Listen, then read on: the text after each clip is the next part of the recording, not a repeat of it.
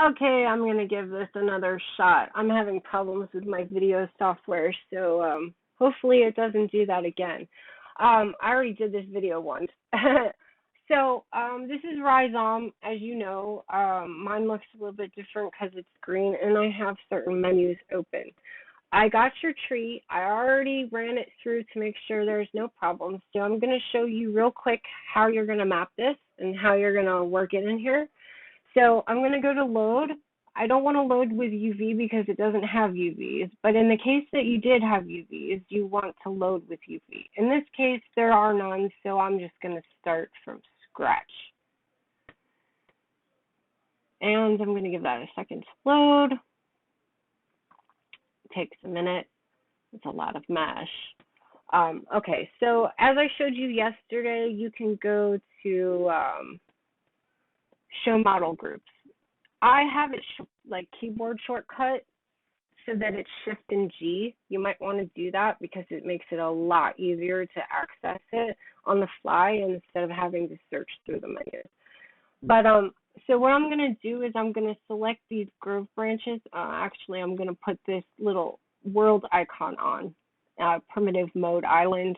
I always use this mode, or I use this when I have to cut and pelt map. But in this case, I'm just going to use this, and I'm going to select these, and then I'm going to hide. I want to isolate all of these leaves. Now, in normal circumstances, I might take a few of these and select them and unwrap them like so. And this is actually like going to show you real quick how this is going to work. So what I would do is I would unwrap it. So like I just select a few like that, hit unwrap, which is you, or here, unfold. I'm sorry, not unwrap, unfold. And then what I would use is this. This rectangularizes your polygons so that you can have perfectly square polys. So then what I'm going to do is I'm going to want to stack them like so. And it's probably going to take a few minutes for them to stack.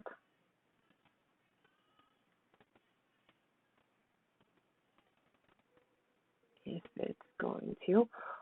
It might actually stack the whole thing. It did this to me last time. Like it just looked at everything and decided, hey, why don't I just do it all?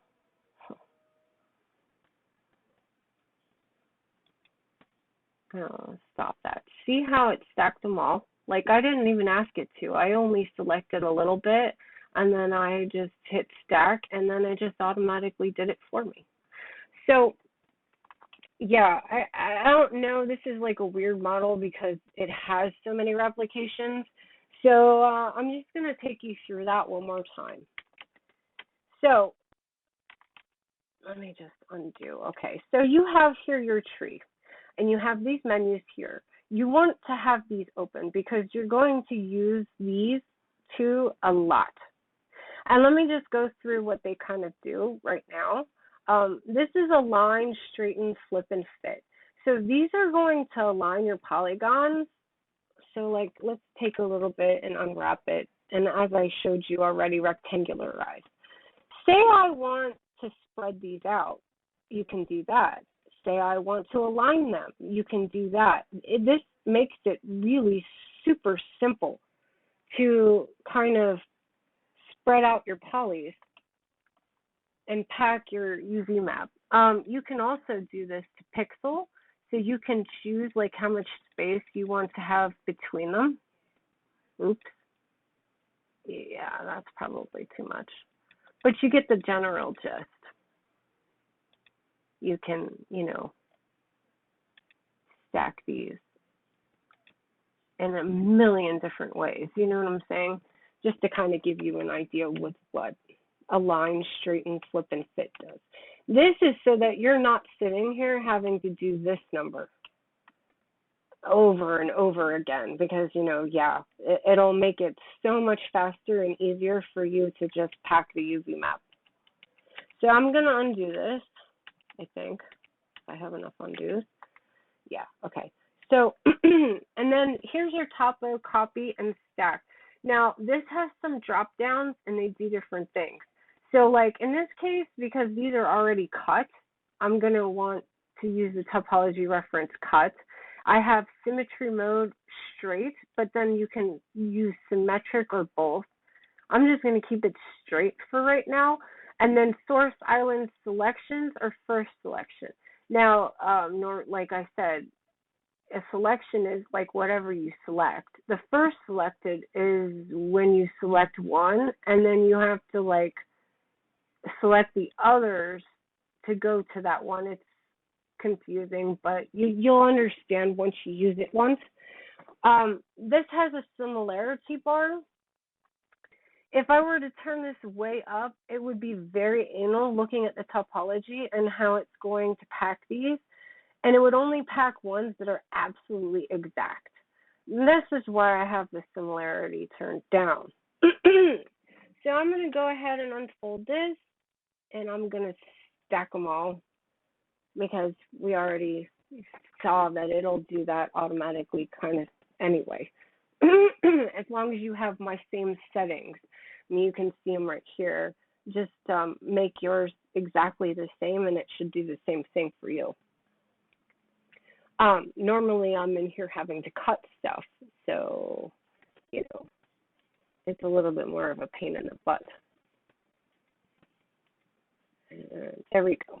Okay, so you see how these have outlines and boxes around them? I find those to be obtrusive, so if you want to turn those off, you can just come here and turn them off. That way you can just see the island itself. And I'm going to go ahead and I'm going to make this bigger so that, you know, it's more substantial. And then I'm going to just move this down here. And then you can just hit save. And it's going to save it. It should save it as an FBX file or whatever you loaded in here. All right, so now I'm going to show the rest of my model. Doesn't matter where you show it. I'm going to hide these. And now you have your tree. In this case, though, I only want to isolate this branch just to show you how to map this. And I'm sorry, I feel very bad for you that you have to map this thing because, oh my God, I would just slit my wrists if I had to map all this. But I will tell you that Rizom is going to make this a whole lot easier on you. So what I'm going to do is I'm going to select this middle branch and I'm going to isolate it. And this is where you're going to use the edge tool. This is where you mark your edges for cutting, like this. In this case, like, you know, I'm going to find one edge that goes all the way through, and I'm going to double click it. And all it's going to do is it's going to select the whole entire length of this. Now, normally, if you had topology that went all the way through, like loops, this would mark both sides of this piece. But your topology stops because you have a try up here. So it doesn't go all the way through, which is really handy for you because this is going to make it a lot easier. So once you have your line selected, you're just going to hit C, which is cut. And hopefully, every time it crashed on me last time too. Apparently doesn't like the C. Doesn't like the C word. Oh, wait. I want to load with UV since I saved it and it now has UVs. Use UV set names instead. I don't know what the hell that means. I've never had that before. So, yeah, we're just going to roll with that shit. Okay, so yeah, your stack is still here. I'm just going to go ahead and select this piece again, and I'm going to isolate. And let's try this one more time. I'm just going to find an edge. I mean, you can be more picky about where you put your edges too. I mean, I'm just kind of showing you. So instead of hitting C, I'm just going to go to cut, since it doesn't seem to like my keyboard shortcut. And then I'm going to select it, and I'm going to hit unfold. And voila, you have a perfectly unfolded little branch here. And it's rinse, repeat. for the whole thing. Now, I'm going to hide that and show, let's hide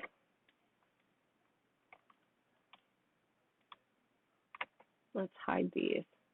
So another thing I wanted to show you real quick is that you can actually copy your cuts to other similar things. Now, I don't know how well this is going to work in this case because these look like very randomized, and so it may not work. But you can actually, yes, I don't think it's going to work.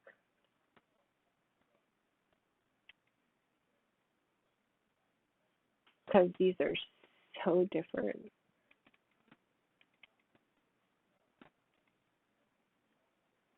Yeah, so you're going to have to just do this. But, I mean, let me show you in this case. Oops. I'm just going to show you how this works real quick, since I've already mapped that. So say I want to copy that. You see how it copies your cut? If I went all the way through, it would go all the way through. So when you have applications that you actually have to cut and pelt map, this is going to save you a lot of time too, because you can make the same cut across the board and cut them all at once, instead of having to do the same cut on all the individual replications. So much of a time saver. I mean, I can't even begin to express how much of a time saver this program really is. So, like, just to quickly go over things, these are your texture grids. Like, if you want to check your, the stretching and the, make sure it's aligned and stuff. I actually use UV Mapper for this because even though I have something that'll show like how it's aligned, these are very like randomized here, and I don't even know, like, you're just gonna have to kind of wing that to see how the leaf aligns, kind of thing. So you might have to turn this, or you might be fine, I don't know. These are just randomly kind of thrown on this tree though, so I guess I can see that they are kind of aligned as they are right now, if you look at the branches. But, I mean, it's going to be one of those try it and see type things. These are helping you with, like, pelt mapping, which is basically when you have organic models, you want to pelt map it, which is basically like a bear pelt, where you cut a seam into it and then you flatten it out. So, like, things like creatures, humans, and stuff, those are things that are pelt mapped. You also use this for some other roundy, softy things, kind of like this tree branch here. You might want to, like, hold on. You might want to change how this looks, just to kind of give you a quick idea of what these do. You have one that will actually optimize it, one that'll expand it. You can pull the poly and kind of make it your own thing, like if you want it to fit a certain way and so forth.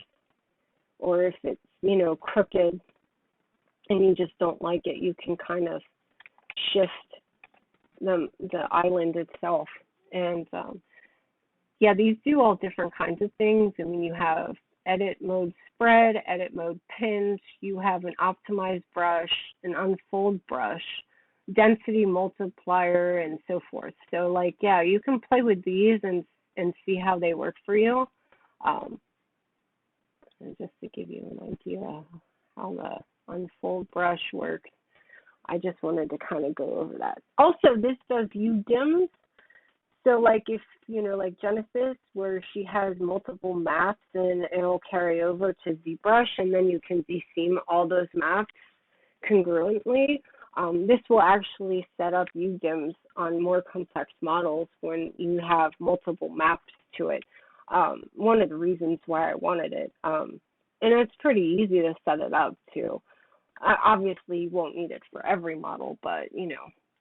And then some of these menus up here do different things. This will, you know, pack this for you, um, and so forth. Let me go back to this. Also, there is an auto UV thing. I don't use it. I don't know how well it works. You can always try it out though, and see how it works for you. But yeah, it does different things. So this may not even be so complicated if it can auto map it for you. You know, like in the branches and stuff. You know, that would actually save you a lot of time too.